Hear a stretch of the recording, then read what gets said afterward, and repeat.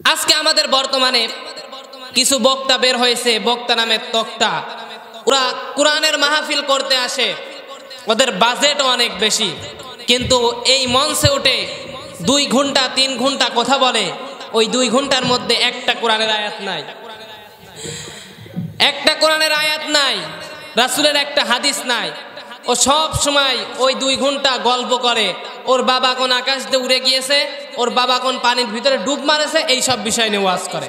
সম্মানিত উপস্থিতি, আবার এমন ওয়াজ, এমন আলতু ফালতু কথা বলে স্টেজে ওঠে, বলে যে পানির ভিতরে জ্বললে বাতি ঝড় বাতাসেও নেবে না, ল্যাংটা বাবার মুরিদ হইলেন নামাজ রোজা লাগে না, বাবা হু হু হু। ও লুঙ্গে খুলে দেখে সব ওর ঘু, জোরে বলেন ঠিক কিনা? সম্মানিত উপস্থিতি, এইরকম ওয়াজ হয় কি হয় না?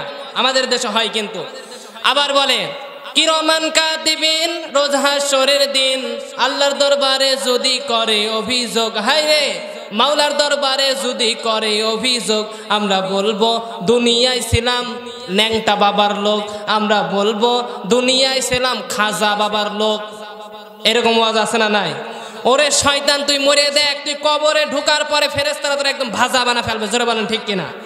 সম্মানিত উপস্থিতি, অনেক বক্তা আছে, তারা কি করে? নিজেই সুদের ওয়াজ করে, আবার নিজেই সুদ খায়, নিজেই ঘুষের ওয়াজ করে, আবার নিজেই ঘুষ খায়। আমাদের এলাকায়, আমি এই হুজুরের নাম বলবো না, সে বিশাল বড় একটা আলেম, আগে বাইরে সে অনেক মাহফিল করতো, বিশাল বড় একটা বক্তা। কিন্তু ওই যে একটা কথা আছে, এটা আমার কথা না, এটা আল্লাহরই কথা, যার ভিতরে তাকওয়া নাই, আল্লাহর ভয় নাই, আল্লাহ রাব্বুল আলামিন কিন্তু তার কাছ থেকে সম্মান কেড়ে নেয়। জোরে বলেন ঠিক কিনা? আসলে তার ভিতরে কোনো তাকওয়া নাই। আমাদের এলাকায় বাড়ি, আমি নাম বলবো না, সেই হুজুর এক জেলায় মাহফিল করতে গিয়েছে। ও মাহফিল করে, মাহফিল শেষ করে যখন রুমে বিশ্রাম নিতে গিয়েছে, খাওয়া দাওয়া শেষ করে 3 তলা বিল্ডিং এর উপরে উঠেছে, উঠে একটা সিগারেট ধরানে টান দিচ্ছে। এবার ওর সঙ্গে যে সফর সাথী ছিল, সে বলতেছে, ওর বন্ধু বলতেছে, তুই এটা কি করতেছিস? তুই না একটু আগে ওয়াজ করে আলি সিগারেট ক হারাম, আর তুই বক্তা মানুষ, তুই এই বিল্ডিং এর উপরে এসে সিগারেট ধরাইছিস। বলতে তুই চুপ থাক, মাঝে মাঝে সুখ টান না দিলি চিন্তা দূর হয় না। জোরে বলেন ঠিক কিনা? অনেক মানুষ কিন্তু এই সিগারেট খায় কিন্তু টেনশন থেকে মুক্ত হওয়ার জন্য না। আল্লাহ রাব্বুল আলামিন কোরআনে কারীমের মধ্যে আমাদের জন্য 5 ওয়াক্ত নামাজ ফরজ করেছেন। আল্লাহ রাব্বুল আলামিন বলেছেন, কোন ব্যক্তি যদি সঠিকভাবে যদি মাগরিবের নামাজ যদি আদায় করে, আমি আল্লাহ তাআলা তার সমস্ত টেনশন থেকে আমি তাকে মুক্ত করে দিই। জোরে বলেন সুবহানাল্লাহ। সম্মানিত উপস্থিতি, আল্লাহ রাব্বুল আলামিন আমাদের সবাইকে সঠিক বুঝ দান করেন। জোরে বলেন আমিন। সম্মানিত উপস্থিতি, আজকে আমাদের বাংলাদেশে একটা বিষয় নিয়ে খুব তোলপাড় চলতেছে, এগুলো আমাদের প্রতিবাদ করতে হবে। এই বিষয়টা আমরা অনেকেই জানি না, ট্রান্সজেন্ডার। এই ট্রান্সজেন্ডারটা কি, এটা জনগণ তো বুঝবে দূরের কথা, আমাদের হুজুররা এই বিষয়টা অনেক জানে না। ট্রান্সজেন্ডার ইস্যু, এটা হচ্ছে ছেলে ছেলে মেয়ে মেয়ে সমকামিতা করে। সম্মানিত উপস্থিতি, আল্লাহ রাব্বুল আলামিন কুদরতে ভাবে মানুষদেরকে বানিয়েছেন। একটা হচ্ছে মেল, এটা হচ্ছে পুরুষ, আর একটা হচ্ছে ফিমেল, এটা হচ্ছে মহিলা, আর একটা আছে থার্ড জেন্ডার, এটা হচ্ছে হিজড়া। এখন হিজড়া কেন হয়, এই প্রশ্ন আমাদের অনেকেরই কিন্তু মনের ভিতর জাগে, জাগে কিনা বলবো? হিজড়া কেন হয়? স্বামী যখন অপবিত্র অবস্থায় স্ত্রীর কাছে যায় আর শয়তান থেকে দূরে সরানোর দোয়া না পড়ে, তো ফাতহুল বারীতে এসেছে, স্বামী যখন তার স্ত্রীর সঙ্গে একান্ত মিলিত হয়, তখন শয়তান স্বামীর পুরো সঙ্গে কাগজের মতন পেঁচিয়ে যায়।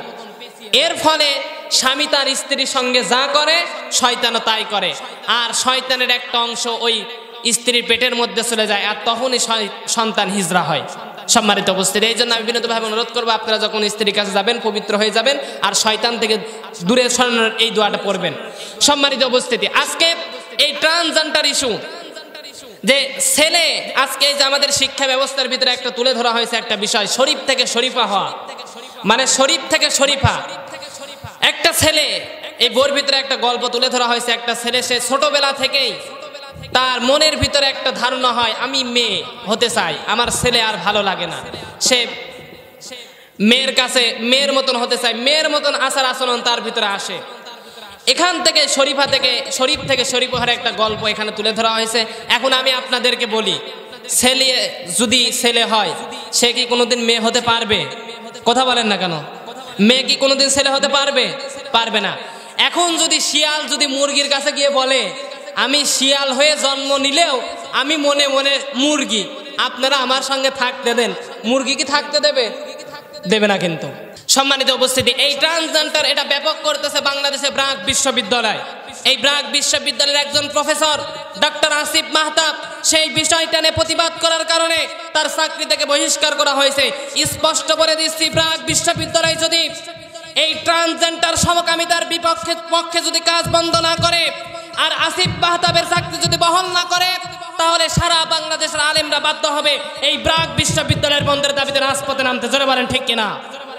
সম্মানিত উপস্থিতি, আমরা জনগণ যারা আছি আমাদের সোচ্চার হতে হবে। এই বিষয়টা যদি, এই ট্রান্সজেন্ডার এই বিষয়টা যদি আমাদের বাংলাদেশে যদি চালু হয়ে যায়, তাহলে ছেলে আর মেয়েকে বিবাহ করবে না, আমাদের পারিবারিক স্ট্রাকচার থাকবে না, সমকামিতা বাড়বে, বদমাশি বাড়বে, ছেলে ছেলেকে বিবাহ করবে, মেয়ে মেয়েকে বিবাহ করবে, আর ঘরে ঘরে হারামজাদা পয়দা হবে। জোরে বলেন ঠিক কিনা? এজন্য সম্মানিত উপস্থিতি, এই বিষয়টা আমাদের প্রতিবাদ করতে হবে। আল্লাহ রাব্বুল আলামিন কোরআনে কারীমের মধ্যে অসংখ্য আয়াত নাজিল করেছেন। এই যে পবিত্র কোরআন আল্লাহ রাব্বুল আলামিন নাজিল করেছেন, এই পবিত্র কোরআনের সঙ্গে যারা বেয়াদবি করবে, এখানে যারা এই কোরআনে কারীম নিয়ে যারা বাজে মন্তব্য করবে, আল্লাহ রাব্বুল আলামিন তাদেরকে দুনিয়ার বুক থেকে ধ্বংস করে দেবেন। এইরকম হাজার হাজার দৃষ্টান্ত আল্লাহ রাব্বুল আলামিন কোরআনে কারীমের মধ্যে দিয়েছেন। তার ভিতর থেকে আমি একটা উদাহরণ দৃষ্টান্ত দিই, খুব লক্ষ্য করেন। এই কোরআনের সঙ্গে বেয়াদবি করার কারণে তাদের কি শাস্তি হয়েছিল? 1999 সনে তুরস্কে একটা ভূমিকম্প হয়েছিল। সেটা হচ্ছে এই পবিত্র কোরআনে কারীম নিয়ে অবমাননা করার কারণে। ওই দিন ছিল তুরস্কের নেভাজ ডে। এই নেভাজ ডে উপলক্ষে তারা একটা বিশাল একটা 5 স্টার হোটেলের ভিতরে তারা একটা উৎসব আয়োজন করলো একটা ক্লাবের মধ্যে। 30 জন আমেরিকান জেনারেল, 30 জন টার্কি জেনারেল, 30 জন ইসরায়েল ক্যাপ্টেন, এরা সবাই একত্রিত হলো। বলল যে আজকে গান হবে, ফুর্তি হবে, নাচ হবে, মদ হবে এবং এর সঙ্গে যা যা আছে তাই হবে। শুরু হয়ে গেল নাচ গান, মদের তুফান চলতেছে। হঠাৎ করে একটা জেনারেল, টার্কি জেনারেল একজন ক্যাপ্টেনকে ডাক দিয়ে বলতেছে, এই ক্যাপ্টেন, একটা কোরআনে কারীম নিয়ে আসো। ক্যাপ্টেন তো ভয় পেয়ে গেল যে এখানে যে অবস্থা, মদের সরাসরি আর উলঙ্গ মেয়েরা নাচানাচি করতেছে, কাপুর কারো আছে কাপুর কারো নাই, এই অবস্থা এখানে আবার কোরআনে কারীম দিয়ে কি হবে? কিন্তু যেহেতু জেনারেল অর্ডার করেছে মানতেই হবে। সে একটা কোরআনে কারীম নিয়ে এসেছে। কোরআনে কারীম নিয়ে আসার পরে বলতেছে সূরাতুল আল হিজর 9 নম্বর আয়াতে কারিমা বের করো। এরপরে 9 নম্বর আয়াতে কারিমা বের করার পরে বলতেছে বলো এখানে কি লেখা আছে। সে পড়তেছে ইন্না নাহনু নাযালনা যিকরা ওয়া ইন্না লাহু লাহাফিজুন। এখানে লেখা আছে এইটা। বললে এর অর্থ বলো। ক্যাপ্টেন তখন বলতেছে আমি এর অর্থ জানি না। তখন এই জেনারেল তখন বলতেছে এর অর্থ হচ্ছে এই কোরআনে কারীম যে নাজিল করেছে তিনি এই কোরআনে কারীম সংরক্ষণ করবেন, হেফাজত করবেন। আজকে আমি দেখতে চাই এই কোরআনে কারীম সে কিভাবে হেফাজত করে। এই বলে মদের বোতল ফেলায় দিয়ে 2 হাত দিয়ে কোরআনের পাতা ছিঁড়তে লাগলো। ছিঁড়ে উলঙ্গ ড্যান্সরত মেয়েদের পায়ের তলায় বিছিয়ে দিল। জোরে বলেন নাউজুবিল্লাহ। কোরআনের পাতার উপরে নিত্য নাচ চলতেছে উলঙ্গ মেয়েদের। এই ক্যাপ্টেন এই দৃশ্য দেখে আর এই জেনারেল তখন বলতেছে সে আল্লাহ কোথায়? আমি আজকে আল্লাহকে চ্যালেঞ্জ করলাম যে এই কোরআনে কারীম সে নাকি হেফাজত করবে। আজকে আমি দেখতে চাই এই কোরআনে কারীম সে কিভাবে হেফাজত করে। ক্যাপ্টেন এই কথা শোনার সঙ্গে সঙ্গে সে এক দৌড় দিয়েছে। সে পরে সাক্ষাৎকারে এসে বলেছে আমার খুব ভয় হলো, আমি ওখান থেকে দৌড় দিলাম, কারণ ও তো আল্লাহকে চ্যালেঞ্জ করেছে, নিশ্চয় খুব দ্রুতই এখানে আল্লাহর গজব নাজিল হবে। সে বাইরে এসে দেখতে পেল যে আকাশটা কমলা রং ধারণ করেছে।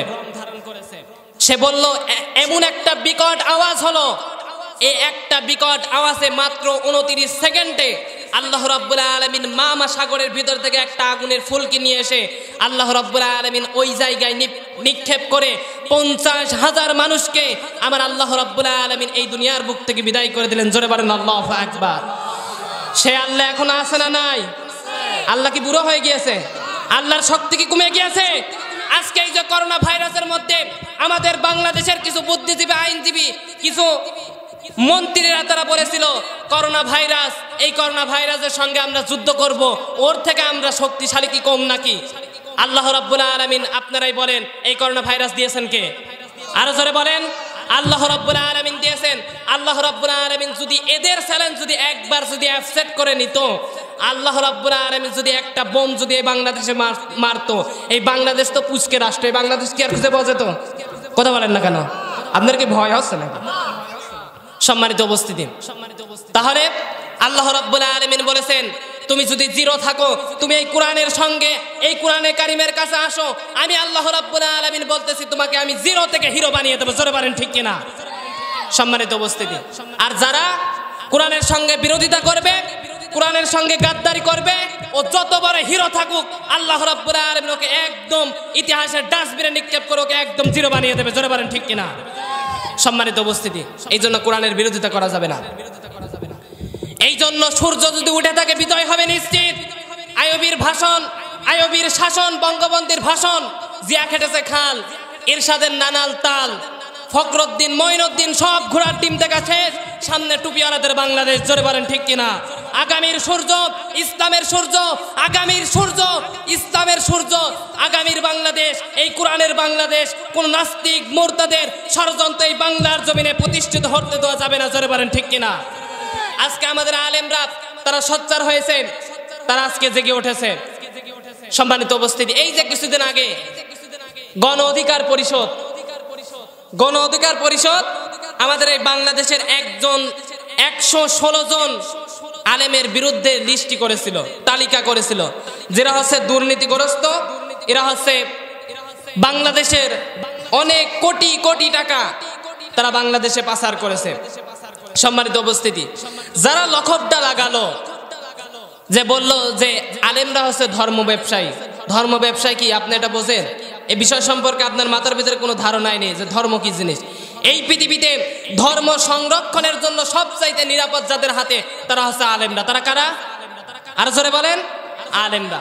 সম্মানিত উপস্থিতি, আজকে তাদেরকে বলা হচ্ছে যে এরা হচ্ছে ধর্ম ব্যবসায়ী। একটা আলেমের যে কত বড় সম্মান মর্যাদা, এই বিষয় সম্পর্কে আপনার কোনো ধারণা নেই।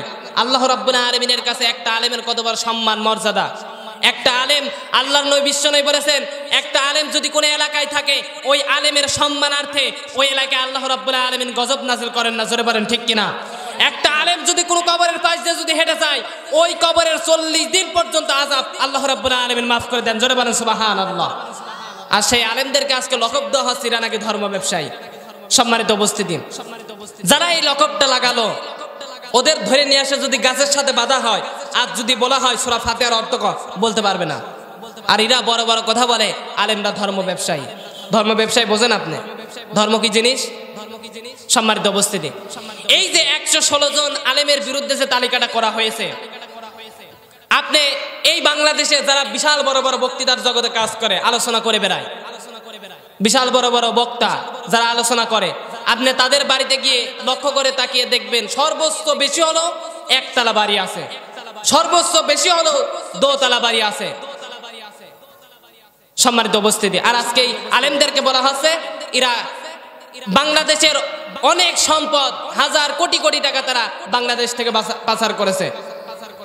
সম্মানিত উপস্থিতি, কিন্তু তাদের বাড়ি কিন্তু একতলার বেশি না। আমি এইরকম হাজার হাজার রাজনীতিবিদকে দেখাতে পারবো যারা এই বাংলাদেশের রাজনীতি করতে গিয়ে বাংলাদেশের হাজার হাজার কোটি কোটি টাকা তারা এই বাংলাদেশ থেকে পাচার করেছে, ভারতে বাড়ি করেছে, ওই অমুক দেশে অমুক জায়গায় বাড়ি করেছে। জোরে বলেন ঠিক কিনা? কিন্তু আপনি এমন কোন আলেমকে দেখাতে পারবেন যে ওই ভারতে অমুক জায়গায় অমুক দেশে বাড়ি আছে? এরকম কোন আলেমকে দেখাতে পারবেন? যদি দেখাতে পারবেন, আপনার সঙ্গে এই ব্যাপারে আমার চ্যালেঞ্জ থাকলো। এই ব্যাপারে সম্মানিত উপস্থিতি, আল্লাহ রাব্বুল আলামিন আমাদের সবাইকে সঠিক বুঝ দান করেন। জোরে বলেন আমিন।